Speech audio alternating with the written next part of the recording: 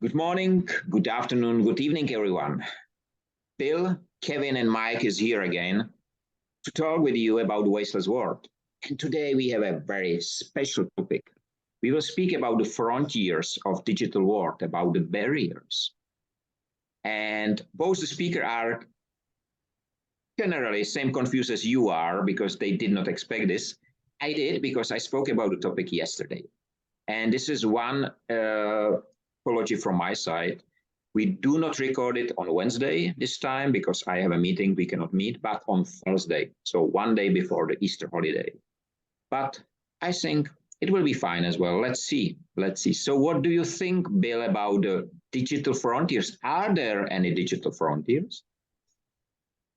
So this is new to me, so I'm trying to catch up and organize my thoughts. But I think what we're talking about is that the digital transformation continues to take hold, and it will be more and more digital as time goes on.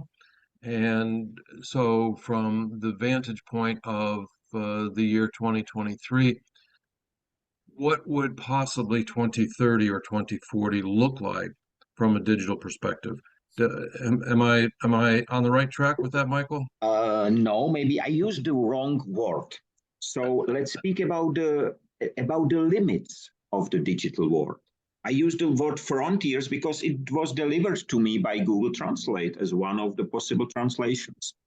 But I would like to talk about the limits of the digital world because, we are being told there are no limits because the digital world is perfect. There are no limits. Everyone can be everything and so on. So have you faced any of digital limits of the digital world in your work, life, or whatever?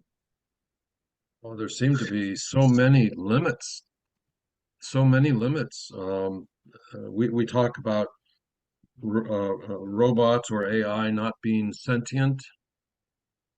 So one of the limits right off the bat is how to teach a robot or AI to think and to feel emotions, to be, and so on. So that would certainly be a limit. One of the limits would have to be what we will allow AI to do. And at some point, do we reach the point where we say, no, we don't want AI to be able to do that? That's interesting. What about you, Kevin? Actually, fun enough, just 25 minutes ago, I was talking to a friend of mine in France, and I think one of the absolute limits to AI is France. They have they have this lovely expression in French. It roughly translates as "to live happy is to live hidden." And she was telling me this great new thing which has just popped up. The supermarkets, to save paper, have offered their customers a digital receipt. So when you buy something, then they will SMS you or email you with your receipt. And of course, this is so open to exploitation that the French government has had to step in and stop this for now until they can find some way of policing it. So I think it's a really nice. This is where the frontier ends. You go so far, but you can't go any further. And I think good on the French, I say. This is very interesting because, I call the limit when I reach some limit myself. So I am like the explorer of the limits, especially LinkedIn is for me a great part because last time, I wrote this newsletter, I was on a limit and then several times and then the length of the newsletter generally. And the last time when I reach it, there already pop up a window. You are on the limit. You cannot do anymore. But it was not there before. I spent a lot of time by fighting against, trying to find out. And nobody knows, even in the support, they did not know. And that's many of those. And you remember very well the time when our computer has floppy disk, 1.44 megabyte memory. So about 1 second of our talk can be stored there, I will expect at the moment. So that was a big limit.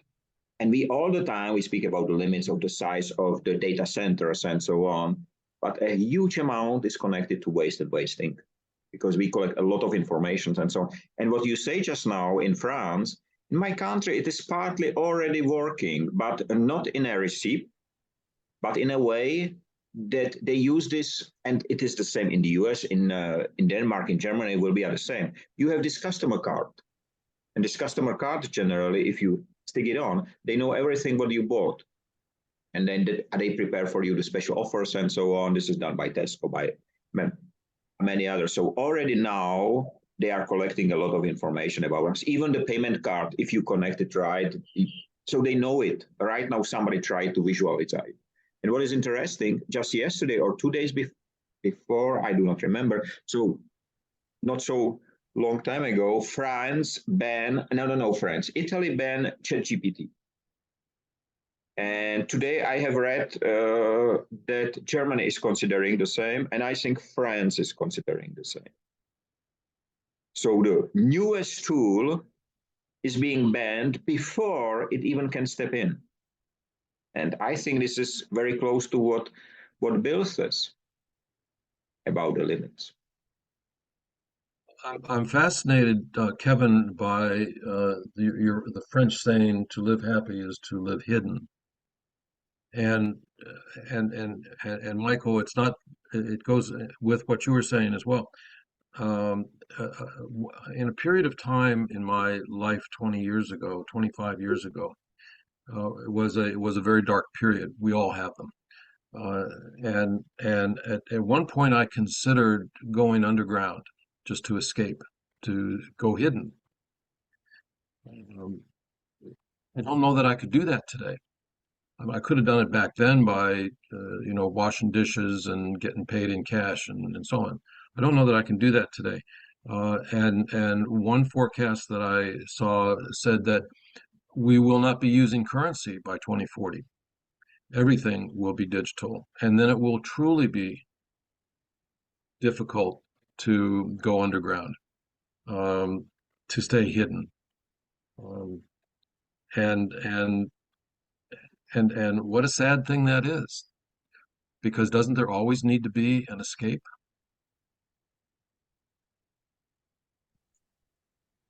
Yeah, I think that definitely should.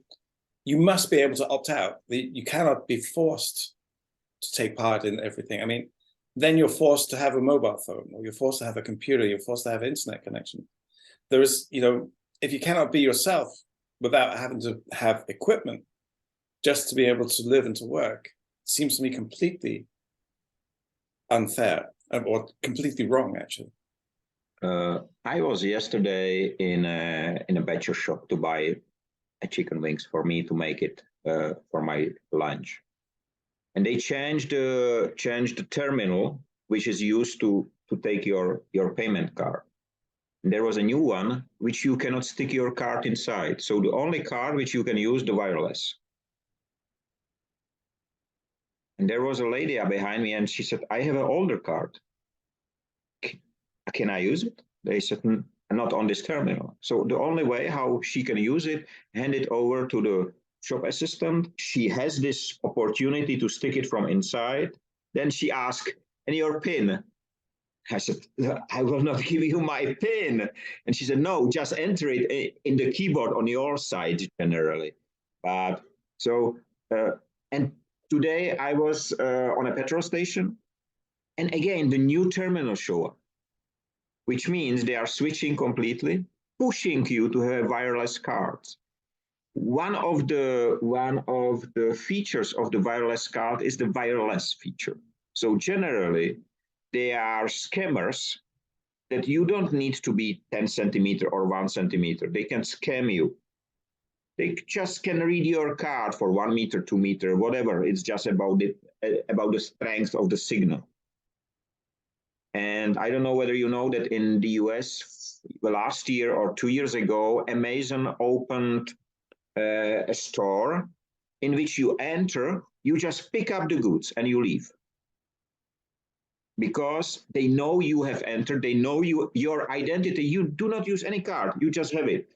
You cannot enter if you do not have their own card generally, but then the door will not open. But if you have it, you enter, you pick up the goods, no wait, nothing, and you leave.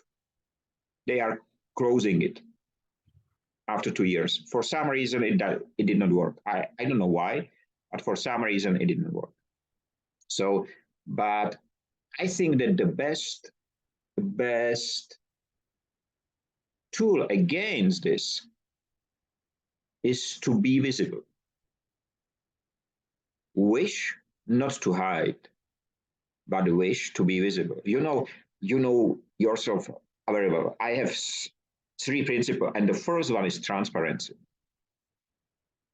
I don't care if anyone is listening to my mobile phone, because I do not say anything wrong.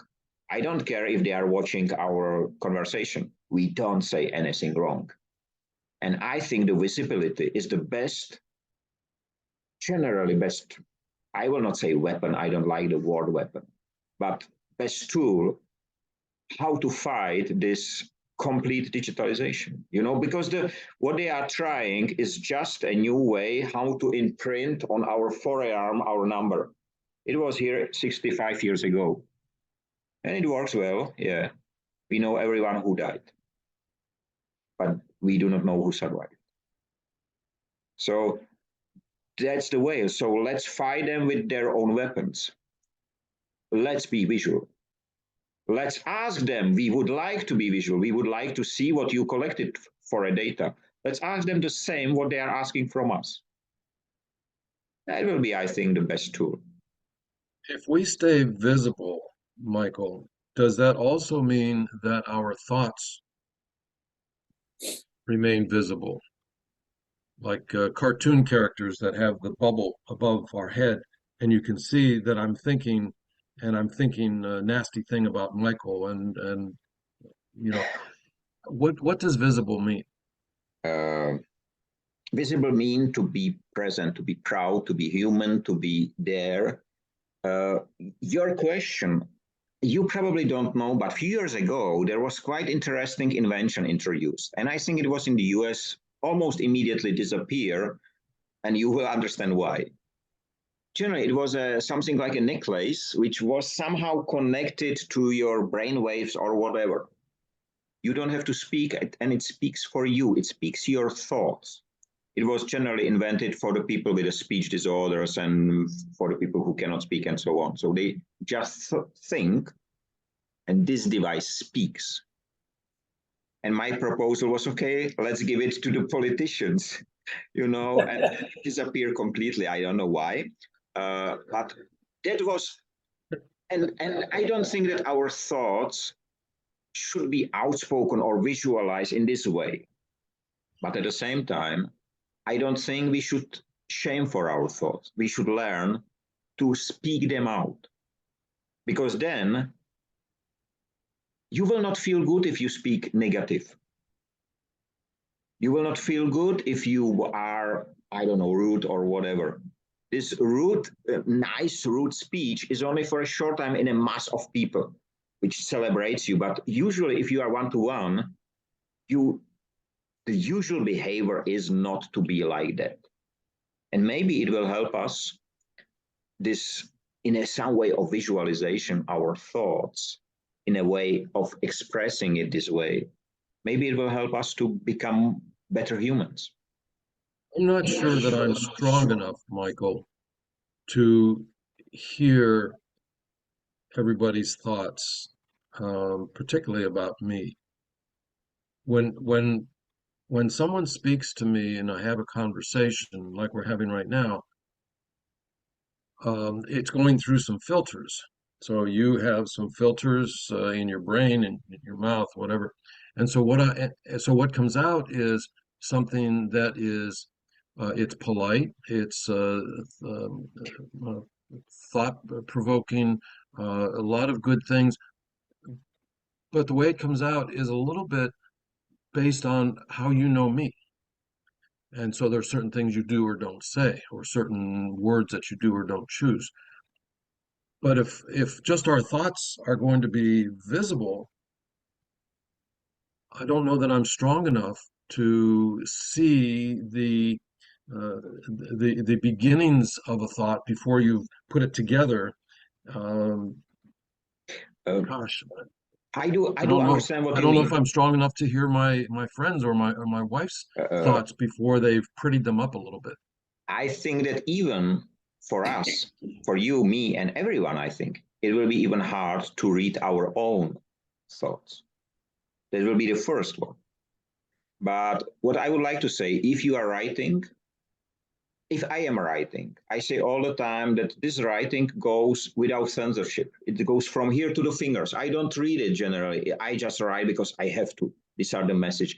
And you are right. We are slightly modifying it. We are putting it into the context and so on. But I think the first who will be feared from our own thoughts, if they are completely just here and the bubble will show up, will be us. We will not be able to stand them because there are many things hidden in the brain and many things. So I don't think that it should be this way. I think it should be the controlled, modified way, let's say. The way how we write, the way how we talk right now, the way how Kevin does not want to interrupt me, but would like to say something to it. I think this is the right way. I was actually thinking the difference between the American Constitution and the British unwritten Constitution. I think in America, you have this absolute luxury of the First Amendment giving you free speech. Whereas in the United Kingdom, you got the right to free speech as long as you're not actually stupid enough to try it. And because it is in theory only. But in America, I think it's amazing that you protect free speech. And I think that, so you don't have to hide your thoughts so much because you can be much more open with your speech. I would just add that my daddy, to that point, would say that I have the right to swing my arms wherever I want, and that right stops at your nose. Yeah, yeah. So I have free speech, but I cannot run into a theater and yell fire. So, and that's something that not everybody understands. You know, what is interesting right now? We started with the digital world barriers. We came to the barriers of humans. And this is so cross-connected. You know, this is why I all the time point out to the people who evangelize the digital world as an unlimited and whatever infinity. And so it is not. It is not. The first limit is generally the connection between human and the digital world. So this connection is the first limit. And the next one, inside, there are many limits. And when we do what the French government requests, this is just the first step. Then we give our data, our health data and everything. We become in some way digital. Then these barriers will come closer because the barriers are nothing else than the bars in a prison in which they are trying to close us. Right now, they are quite far away. Michael Rada can reach them because a lot of things I'm doing unusual way, so I can reach some of them and touch them. And they just, what they did, they just put a sign, sorry, it's the end of the world. And, I just imagine how the people in the 15th, 14th century, they tried to cross the flat earth, and they came out and they find out that there is no border, there is no limit over an edge over you fall down. There is nothing like that. But we have the right now, we can use the tool the right ways, generate the digital run. Not only to mark the limits, but not to let us enclose in the limits. Maybe I express this wrongly, but I think two of you for sure understand what I mean. So. Yeah, I think it's really interesting because we have a right to privacy, and that's a limit, a digital limit. We need to have our privacy. But on the other hand, we want to explore. And that's the wonderful thing about the digital world is we can explore and go places we couldn't have dreamt of 15 years ago. So as long as we preserve our personal freedom, but then we've got the freedom to go anywhere else. This is the way how we use it. So this is the three of us, we use the digital world as a tool. We have cameras, we have information which we can reach, but it's us who decided whether it's right or wrong and so on. Just today in the morning, I wake up at 4 to have some discussion, then I load a truck, and I receive an information which is quite interesting, especially for you, Kevin. If you didn't hear it, let me read it for you. I'll leave it open here. Bill, do you know about the Wirecard issue here in Europe? It was a payment card general agency, which similar, I will say, to MasterCard and so on, and they make a big fraud in last year or so. And what is interesting, that Ernst & Young, I will read just a few lines. Ernst & Young hit with German audit ban over Wirecard work. Accounting firm Ernst & Young has been banned from accepting companies of public interest as new auditing customers in Germany for 2 years over its failures related to collapsed payment firm Wirecard. So they will get some penalty and so on and so on. But that's exactly what this unlimited world, this belief that what is done by Ernst & Young and PricewaterhouseCoopers is right. You see all the certificates on the wall of the companies, and people are proud that they have it. You can buy all of those, so it's easy to buy. It just depends on the amount of money you are willing to pay. And right now, I think that the German government generally made a first step in the right direction in preventing the ways happen. They banned them to act. That's quite interesting, because I don't think, I tried to find more information, and I don't think there was in a history generally, a ban on national level to the big 4 players. And there are only 4 of this size generally. That's quite interesting.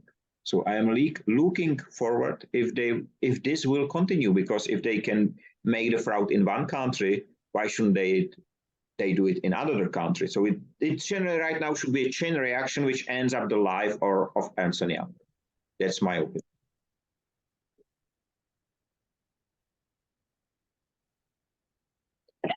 Do you remember Arthur Andersen? Was it Enron they were doing the accounting for? I think Enron, yeah. Yeah, and then Arthur Andersen had to close after that. So it is reassuring that these big financial institutions are being controlled, because they have enormous amount of power. Well, some of them are. Some of them are being closed, but the banks, for example, are not. They're too big to fail. On the other hand, many says, and we mention it in few our talks, many says it will not happen to us, and the next day it happened. So, and because it's going so fast, because of this global and internet and digital generally, we are discovering right now the limits of the digital world. Because if we will use if the governments will use the digital world correctly, and something like that happen in Germany is discovered, is approved, it's really sure that there was this mistake.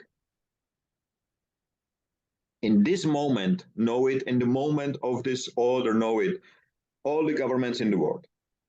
So the only thing what they need to do, say, yes, we do are the same. But they will not do it. Well, and not all the governments of the world are open as the government of Germany is. If you get into China, for example, or most South American countries and so on, where influence can be bought. Of course, it can be bought in any country, but so I'm not sure that would that's an interesting scenario for your next book, Kevin. Is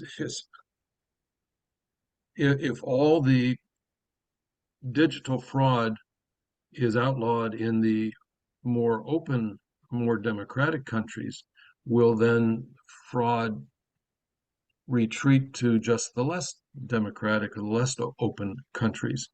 And what will that dystopia look like? Then there'll be a good part of the world and a bad part of the world. Hadn't thought about that. Okay, Michael. Good for you. You opened another door. I was doing some work with Interpol, and they were saying that that most crimes have been done. They said the people that are the biggest problem are creative people, because they are the ones that are inventing new ways to do crime. And so you can imagine, as things are now so digital, that the most creative crimes we may never even notice they've been committed. And that really is a big challenge for the future, because it could be a gangster's paradise. And I think it is already now. One reason is that you do not discover that, or you just see the peak of the big hill. But the second one is that they are not generally being penalized in the right way. Sam Brinkman, this one currency, I don't remember, a few months ago, this guy who really stole billions of digital currency and so on. He is, I don't know, 25 or 30, I don't know. And the only penalty, he has a home prison and he must be with his parents. You know what it is. So, and just now, I think this week he pledged not guilty. What? So just few billions of US dollars are lost. It impacted, I think, the biggest banks. And he said, I'm not guilty. So we have 10 more minutes. So you see how fast the time is going. This is one of the limits. So please Zoom, especially for Wasteless World Talks. If you can expand it for 2 hours or so, we will be happy. So, and we will not say anything wrong about you, Zoom. No. They are listening. They are. You know, LinkedIn, for example, in the live audio, I cannot record it. There is no feature to record it directly, like the Zoom. But when I launch it, I was informed that the event will be recorded for the control by LinkedIn. I have no access to it. I'm very sorry, because I can share it and so on, but they did not give me access to my own content. And this is the risk of the digital world. One of the frontiers are generally the risks that we do not hold what is ours, because it is not ours. The data are not ours. We cannot take them. We cannot hide them, simply because they are not ours. And this is what both of you mentioned.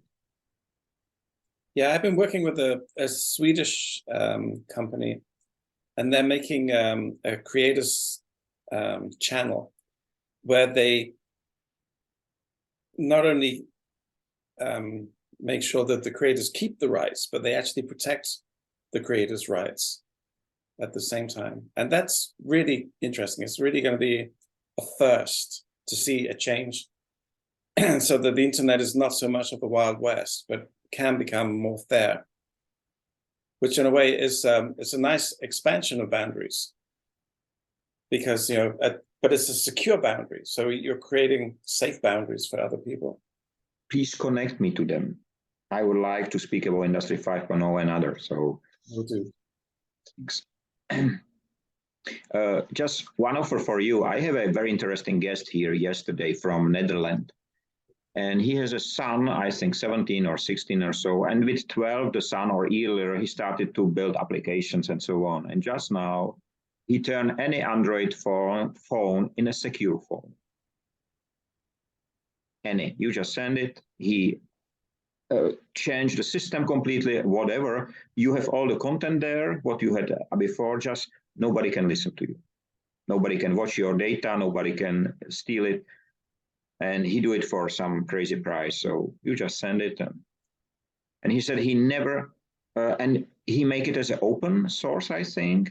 But he said it's a little complicated. So even the people who tried without him, they failed and sent him the phone and he repaired them because he's a young guy. His intention is not to be a billionaire. His intention is to give the privacy back to the people. And we need a phone. It's fine. But the phone should not listen to us. As I said, I am fine with that. So I get used to it. I know there are somebody listening. I don't care because I don't say anything wrong. I must admit, to be the listener must be the most depressing job in the world.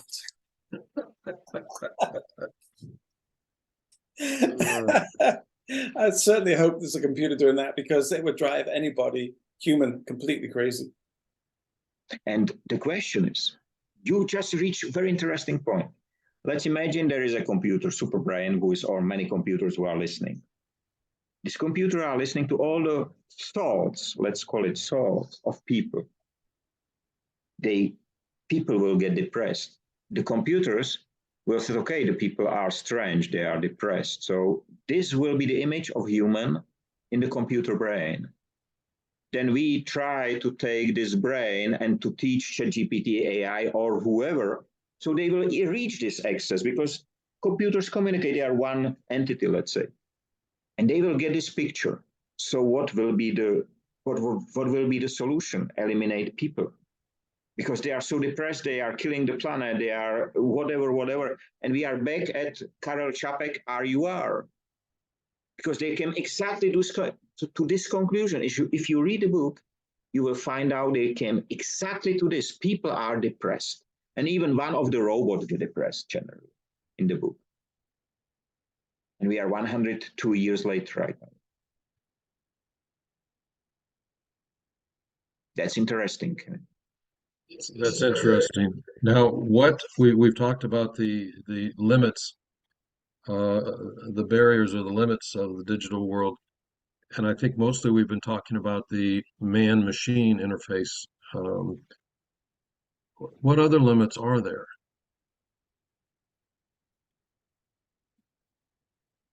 Is there a limit to how fast we can process data? That's usually one of the factors that's discussed. Moore's law and so on. But there's got to be other limits. Once we can read thoughts. You know, one of my partners, general manager of a company, says when he learned about Industry 5.0 and so on, he's a very clever guy. He says, Michael, you know what? When we discover what we are wasting, we can eliminate it. But when we do not discover it, and this is exactly what you said right now, we cannot work with it. We just live with it, but we cannot work with it. And this is exactly what you describe. I think it will be very interesting if we think about it till next talk. And we came with some of the digital limits which we discovered. Because you are right, there will be much more. And I myself can reach few, but maybe we will discover some very interesting ones, which companies like the one, as Kevin mentioned, can maybe help to, or some other people who are more, I will not say more brainy, but know more about the computers, because we are users, we are not developers or whatever, maybe can help us to work with. The waste.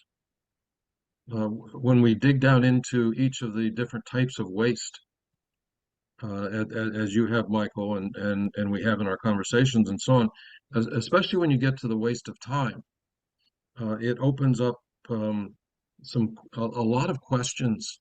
What is waste? Is when I play, is that waste? So I think that, as you just said, awareness is the first step. Awareness of waste, and to become more aware of the waste, we need to discuss it more, like what we're doing here. All over the world, we need to think about, because other people can think of a lot of things about waste that we would never, if we sat here for 1,000 years, we would never come up with all the thoughts. So everybody needs to be thinking about waste and raising the awareness of waste, because each type of waste is different from the last type of waste. Wasting time is very different from waste on the shop floor that we, broom up and throw away. So I heartily applaud your efforts, both of you, in further examining or increasing our awareness of what waste means. 1:30, Kevin, to the end. I was thinking that we've already talked about it during this session, but the pushback against ChatGPT is really, really interesting. You would think this thing would be adopted because it offers such an easy way out for some, instead of doing hard work, you can just use this thing. But there seems to be across the spectrum a realization that this has gone a step too far. This isn't right. This isn't where our future lies. And I think that's a fantastic barrier. That's really a reassuring barrier. I think this is the barrier which we create not to be consumed by the digital world. Yeah. So we have less than 1 minute. And I just mentioned, I launched yesterday a poll, which I asked the people, how much waste bins or containers you will see tomorrow. I didn't ask how many they saw. I asked them, guess, 10, 1, 10, and so let's see how many you will see tomorrow. Let's count it.